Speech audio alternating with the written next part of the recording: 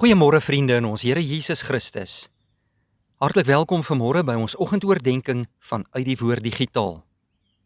Ons het die voorreg om hierdie mooi dag in die naam van ons Here te begin en die Here wil ons toerus vanmôre vanuit sy woord.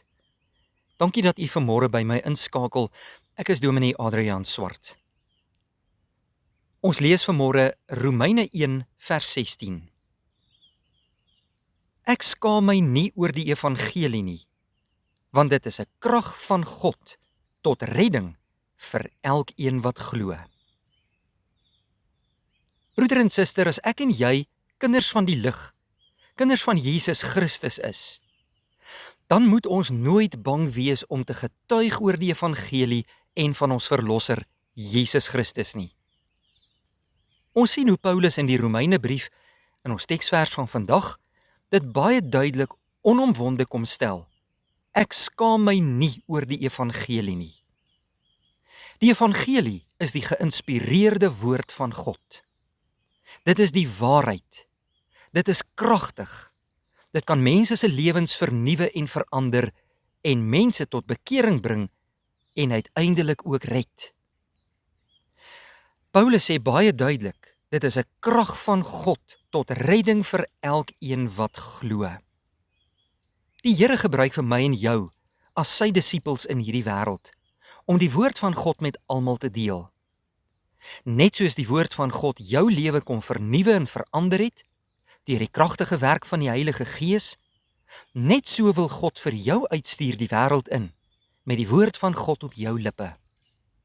Deel vandag 'n teksvers met iemand wat dit so nodig het. Lees jou woord, bestudeer dit, oordink dit. Vra God om deur sy Heilige Gees die woord van God te gebruik om jou in die geloof te versterk. Maar daarby mag dit nie bly nie. Ons moet die woord van God op ons lippe neem. Ons mag nie skaam wees daaroor nie.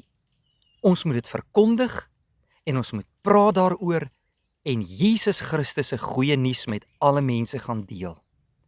So kan ek en jy meewerk om disippels van die nasies te maak en God se koninkryk te bou.